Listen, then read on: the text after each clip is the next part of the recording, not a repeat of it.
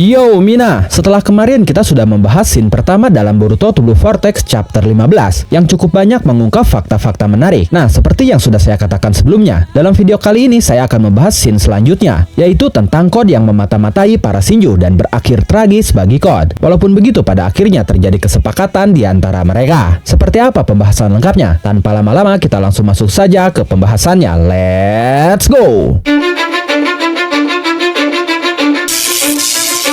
I don't give a fuck what you say.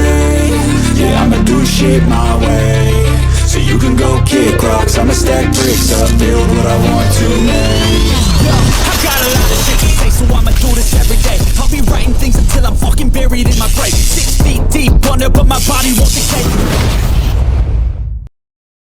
Dalam chapter 15 ada scene di markas Shinjo. Scene itu diawali dengan Ryu yang cukup senang setelah mendapatkan nama Ryu dari Jura. Ryu ini jika kita terjemahkan ke dalam bahasa Indonesia memang memiliki arti naga. Tapi saya sebenarnya tidak sependapat, karena saya cukup bingung kenapa harus menggunakan nama Ryu yang artinya naga. Biasanya nama yang Jura berikan kepada para Shinjo selalu berhubungan dengan nama asli dari orang yang dimanifestasikannya, seperti Matsuri yang diambil dari nama keluarga Moegi, yaitu Kaza Matsuri. Sementara Shinki justru sama sekali tidak ada hubungannya dengan naga. Tapi setelah saya melihat kanji Ryu yang Jura berikan kepada Shinju Shinki, ternyata itu bukanlah kanji naga. Kanji naga sendiri adalah ini, yang memang dibaca Ryu. Sedangkan kanji untuk Shinju Ryu adalah ini, yang memang dibaca Ryu juga, tapi memiliki arti yang berbeda. Kanji Shinju Ryu ini memiliki arti counter for tiny particle, atau lawan untuk partikel kecil. Nah, sekarang menjadi masuk akal kenapa Shinju Shinki dipanggil Ryu, karena partikel kecil yang ada dalam makna nama Ryu itu merujuk kepada partikel seperti pasir, dan tentunya pasir besi juga. Jadi Ryu ini adalah musuh alami dari Shinki dan Gaara. Lalu di chapter ini pun Ryu mengungkapkan bahwa dia mengincar Gaara, seperti yang sudah sering saya jelaskan. Bahkan saya pernah membuat video terpisah tentang apa alasan dari para Shinju memilih target-targetnya. Pada awalnya saya mengira hal itu karena kedekatan semata, tapi ternyata bukan. Mereka memilih targetnya untuk mencari sesuatu yang belum mereka miliki, atau sesuatu yang akan membuat mereka menjadi sempurna. Jura memilih Naruto karena Naruto memiliki Kyuubi. Jura adalah inkarnasi dari Jubi, tapi dia tidak memiliki Kyuubi secara utuh dalam tubuhnya. Kyuubi pun adalah biju terkuat, jadi untuk menyempurnakan dirinya, Jura membutuhkan Kyuubi. Terbukti ketika diketahui bahwa Kyuubi sekarang ada di tubuh Himawari, Jura pun langsung mengubah targetnya dan kini mengincar Himawari. Contoh lain, Hidari mengincar Sarada karena dia membutuhkan Sharingan untuk menyempurnakan teknik-teknik miliknya, dan satu-satunya orang yang memiliki Sharingan saat ini adalah Sarada. Begitupun dengan Ryu yang mengincar Gaara, selain karena kedekatan mereka, tapi Gaara adalah mentor dalam kehidupan Shinobi Shinki. Mereka berdua pun pengguna elemen yang hampir mirip, Gaara dengan pasirnya dan Shinki dengan pasir besinya. Kedua elemen itu bisa digunakan dengan cara yang sama. Nah, Gaara sebagai orang yang jauh lebih tua, jelas memiliki berbagai pengalaman dalam menggunakan teknik pasir, dan itulah yang Ryu butuhkan. Dan juga perlu kalian ingat, Gaara memang orang yang mengajarkan Shinki cara menggunakan kekuatannya dengan baik dan efektif. Karena kita tahu, kekuatan Shinki ini sama seperti kekuatan Sandai Mekaze Kage. Mereka berdua memiliki kekuatan magnet, dan Sandai Mekaze Kage lah shinobi pertama yang menciptakan pasir besi menggunakan kekuatan magnetnya. Karena Sandai Mekaze Kage sudah tidak ada, Gaara pasti mengenal dan tahu persis seperti apa kekuatan Sandai Mekaze Kage ini. Jadi untuk menyempurnakan teknik pasir besi yang merupakan teknik asli dari Sandai Mekaze Kage, Ryu mengincar Gaara yang tahu persis seperti apa kekuatan Sandai Mekaze Kage ini. Tapi ini baru sekedar asumsi, karena bisa saja ada hal lain dari Gaara yang ternyata bisa menyempurnakan sosok Ryu ini, dan itulah yang menjadi alasan dipilihnya Gaara menjadi targetnya. Oh ya, selain tentang pengungkapan Gaara sebagai target yang dipilih Ryu, di chapter 15 ada juga hal menarik lainnya, yaitu Code yang tertangkap basah sedang memata-matai para Shinju. Dari sini kita bertanya-tanya, sebenarnya sejak kapan atau sudah berapa kali Code memata-matai para Shinju ini, dan informasi apa saja yang sudah Code dapatkan. Jika kita melihat rentetan pertanyaan Code kepada Jura, sepertinya Code belum lama memata-matai para Shinju ini. Mungkin saja saat itu baru pertama kali, dan itu pun langsung tertangkap basah. Tapi walaupun begitu, menurut saya cukup aneh juga Code memata-matai para Shinju ini ketika momen terlahirnya Ryu. Seakan-akan Code memang menunggu momen itu, sehingga dari sana menimbulkan asumsi bahwa mungkin saja Code sedang mempelajari cara kerja dari Togedama yang akan dia manfaatkan untuk memperkuat dirinya. Karena saya yakin Code masih belum habis, dan dia masih akan berperan penting ke depannya. Kemudian respon menarik ditunjukkan oleh Jura ketika dia melihat Code sedang memata-matai mereka. Jura menjelaskan bahwa dalam beberapa hal mereka berhutang berhutang budi kepada Code. Bahkan Jura meminta Ryu untuk melepaskan Code. Menurut saya, ini sikap yang sangat manusiawi dari seorang jelmaan monster berekor, di mana dia tidak menjadi kacang yang lupa kulitnya. Dia masih mengingat jasa Code. Hanya saja, sepertinya Code masih belum menyadari bahwa tindakan dia yang mengubah Jubi menjadi Sumeaka adalah titik awal kelahiran para Shinju ini. Sehingga saat terjadi pertemuan di antara mereka, Jura tidak ada niat untuk bertarung dengan Code. Sementara Code dengan arogannya menantang Jura yang berakibat dia kehilangan tangan kanannya. Nah, apakah tangan Code bisa kembali utuh? Menurut saya, Code tidak dibekali kemampuan regenerasi seperti Delta yang pernah ditunjukkan menumbuhkan kembali kakinya setelah terkena serangan Naruto. Buktinya, saat tangan Code putus, langkah pertama yang dia lakukan adalah menutup lukanya dengan Sumeato supaya tidak terjadi pendarahan. Jika dia memiliki kemampuan regenerasi, saat itu juga dia akan meregenerasi tangannya sendiri. Kita tahu Code pun sudah melepas limiternya, jadi bisa dipastikan sejak awal Code memang tidak memiliki kemampuan regenerasi, bahkan setelah limiternya dibuka. Walaupun Jura memotong tangan Code, tapi Jura tidak berniat membunuh Code. Saat itu dia hanya memberikan sebuah Code pelajaran ketika Code menyerang duluan, atau setidaknya supaya Code sadar bahwa level dia masih di bawah para Shinju. Alasan Jura tidak mau membunuh Code bukan hanya karena sebatas Code adalah orang yang berperan penting atau berjasa dalam lahirnya para Shinju. Buktinya, saat Ryu ingin membunuh Code ketika nanti dia bertemu dengannya lagi, Jura justru mengizinkannya. Artinya, Jura saat ini hanya memanfaatkan Code sebagai alat saja. Tapi tetap ada rasa hormat di dalam sana. Code yang memiliki dendam kepada Boruto, sejalan dengan Jura yang ingin melenyapkan Boruto yang selalu menghalanginya. Tapi Jura pun tahu dengan sifat arogan dan sombongnya, Code pasti tidak akan dengan sukarela mengikuti perintahnya. Akhirnya, Jura memutuskan untuk membuat sebuah kontrak. Jura akan memberikan buah cakra yang Code inginkan sebagai imbalan jika Code membunuh Boruto dan Kashin Koji. Hal menariknya sebenarnya bukan di situ, tapi respon Jura terkait buah cakra. Jura tahu betul informasi tentang buah cakra, tapi dia terlihat meragukannya. Bahkan dia bertanya apakah itu benar akan terjadi, dan dia pun mempertanyakan apa yang akan terjadi jika mereka memakannya. Pertanyaan itu tidak hanya membuat penasaran bagi Jura, tapi bagi kita pun sangat membuat penasaran. Sederhananya gini, Jubi biasanya hanya sebagai alat atau dikatakan benih dari pohon Shinju itu sendiri. Nah, jika benih memakan buahnya, apa yang terjadi? Secara hukum alam itu tidak mungkin terjadi, tapi ketika Jubi menjadi Shinju humanoid, kemungkinan itu bisa saja terjadi. Masalahnya, apa yang akan terjadi setelah Shinju memakannya? Buah cakra mengandung segala bentuk energi padat dan massa yang berisi informasi genetik semua kehidupan. Dengan kekuatan dahsyat Shinju saat ini, ditambah kekuatan dan informasi genetik dari semua kehidupan, jelas secara normal Shinju akan menjadi dewa dari segala dewa ketika dia memakan buah cakra. Tapi dengan fakta Jura yang akan menyerahkan buah cakra kepada Code, hal itu menandakan bahwa Jura tidak tertarik dengan buah cakra itu. Alasan kuatnya adalah karena sebuah naluri. Naluri dia bukan untuk memakan buah cakra, tapi nalurinya untuk menumbuhkan buah cakra. Dia tidak peduli apa yang terjadi setelah itu. Yang dia pedulikan hanyalah menumbuhkan pohon Shinju lalu menciptakan buah cakra. Hanya saja, kita tidak tahu ke depannya seperti apa. Shinju ini adalah makhluk yang masih berkembang seiring berjalannya waktu. Dia masih mempelajari segala bentuk kehidupan. Jadi bisa saja di satu momen, Jura menemukan fakta tentang buah cakra yang tidak kita ketahui, yang pada akhirnya membuat dia mengincar buah cakra itu dan mengkhianati Code. Entahlah, tapi bagaimana menurut kalian tentang perkembangan Code dan Shinju, khususnya Jura di masa depan? Silahkan tulis dan diskusikan pendapat, asumsi, spekulasi, dan teori kalian di kolom komentar.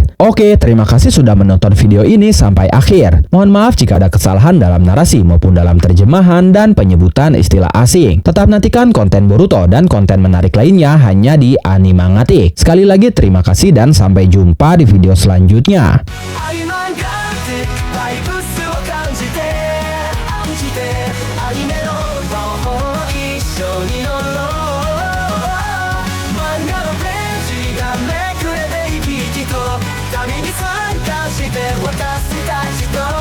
Money